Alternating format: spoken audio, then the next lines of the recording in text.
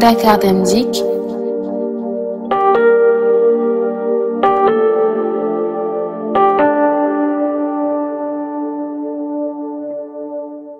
Bonjour, bienvenue sur Demdik TV, la première web télé de transport du Sénégal et de la sous-région.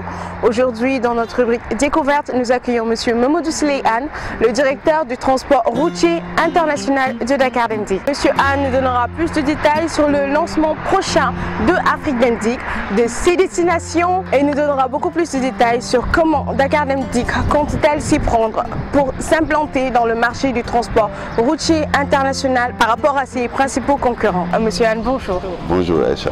Monsieur Anne, comment se passent les préparations de l'arrivée de l'Afrique Demdik? Afrique Demdik est un projet qui vient couronner le travail de toute une équipe dirigée par Maître Moussa Diop, qui depuis son arrivée à Dakar Demdik en 2014 n'a cessé de concrétiser la vision de modernisation que lui avait insufflé son Excellence M. Macky Sall, le président de la République.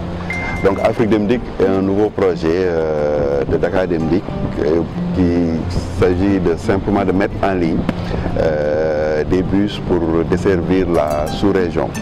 Donc tout le monde sait que nous avons une sous-région très dynamique, constituée de 300 millions de personnes qui ont vraiment besoin de se déplacer, etc. Donc vous savez que les frontières vont être de plus en plus,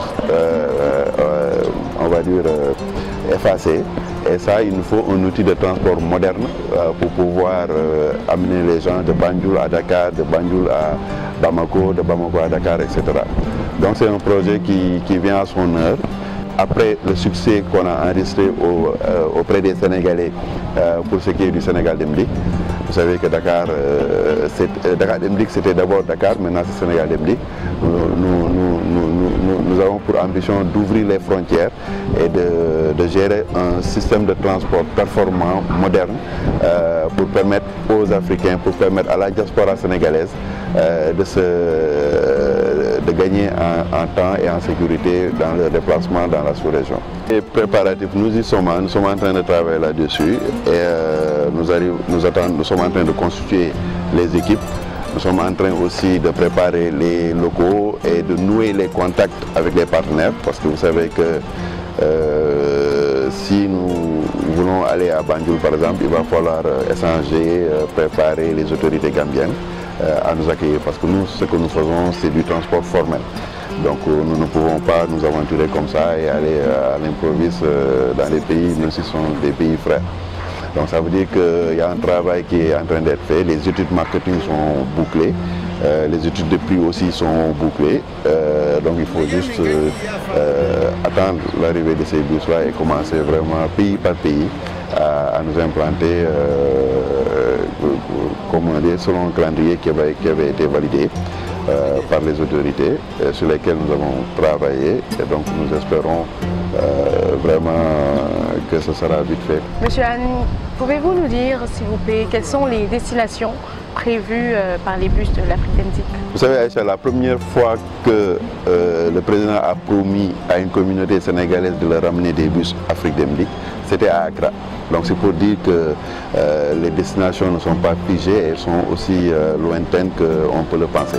Il s'agit d'abord de faire un maillage de l'ensemble des pays de la sous-région ouest africaine. Et on devra commencer bien sûr par les voisins les plus proches, donc à savoir Banjul, Bamako, Conakry, etc. Donc c'est en fonction des études, en fonction de l'arrivée des bus qu'on va mettre en place pour ce système. Mais sachez que ça ira à Abidjan, à Ouagadougou, à Lomé, Cotonou, donc on n'a pas de limite sur cet aspect-là. Donc nous voulons faire un système performant qui bénéficie d'abord à la diaspora sénégalaise et à l'ensemble des communautés ouest-africaines qui ont un besoin de transport sur Dakar.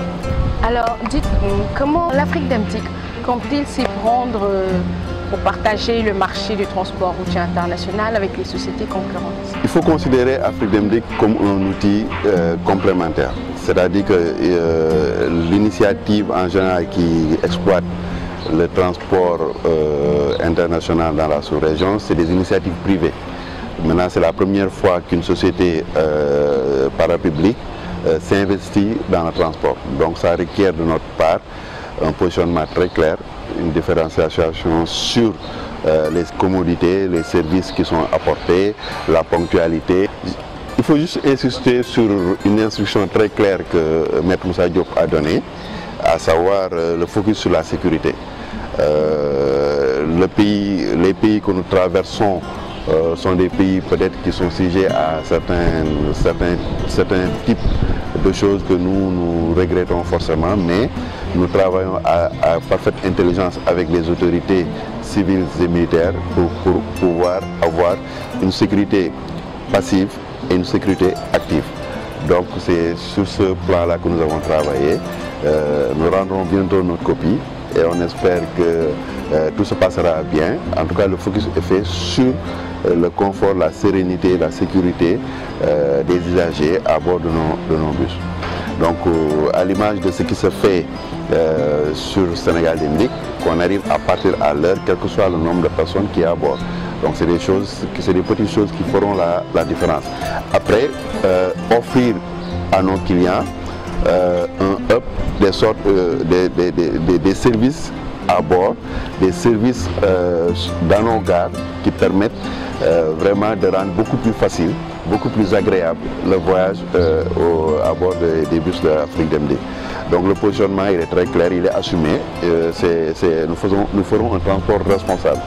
Nous ferons un transport sécuritaire et nous échangerons beaucoup avec les autorités pour permettre en tout cas d'avoir le meilleur service, la meilleure offre de service vraiment à bord des bus de Dakar Demdik.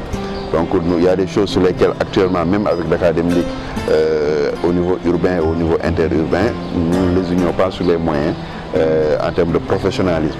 D'abord, avoir des équipages qui permettent de respecter les clients, d'être à jour, être vraiment respecter toutes les normes de sécurité, parce que le transport international est un métier. Donc nous apprenons à le faire et nous comptons mettre en place vraiment des équipes sérieuses et dédiées, dévouées pour rendre un meilleur service à ces usagers. L'histoire ne ment pas. La traite des Noirs fut un des plus grands génocides que l'humanité ait jamais connu. Et ce sanctuaire africain, qu'est la maison des esclaves de Gorée, fut capitale de souffrance et de larmes. Car des innocents sont morts ici, victimes du temps de la honte.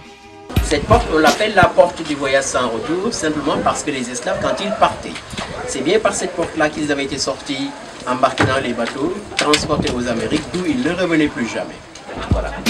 À partir de cette porte donnant sur la mer, la porte du voyage sans retour, ils allaient, nos ancêtres martyrs, les yeux fixés sur l'infini de la souffrance. Notre africanité définit notre identité. Nous devons l'assumer sans complexe d'infériorité. Nous sommes à Gorée, symbole de la mémoire de la traite négrière en Afrique. Nous allons de ce pas demander à M. Anne quel sentiment lui procure ce lieu. Bon, Gorée pour nous c'est notre mémoire, c'est notre passé, c'est notre histoire. Malheureusement l'une les pages les plus douloureuses de notre histoire qu'il faudra pas oublier, qu'il faut sacraliser et se baser sur cette histoire-là pour s'ouvrir dans le monde. Gorée est synonyme d'ouverture. C'est pas à partir de Gorée que les gens sont partis dans des continents qui sont différents, ont métissé le monde, se sont ouverts à d'autres cultures. Et c'est ça, je pense que c'est ça qui a renforcé et qui a donné à la culture africaine une ouverture qu'elle a. Donc ça nous permet de nous baser sur notre histoire et de nous ouvrir au monde. Donc la diversité, c'est quelque chose qui nous permet de mieux nous préparer à la mondialisation. Il faut un brassage entre les peuples, il faut un brassage entre les cultures, il faut un brassage et simplement distribuer l'amour.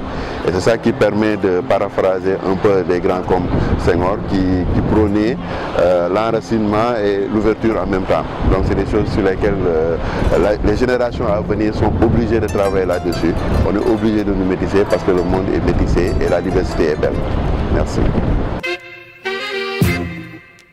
Alors, le mot de la fin, monsieur Anne? Juste remercier toute l'équipe de Demdik TV pour ces innovations. C'est à saluer.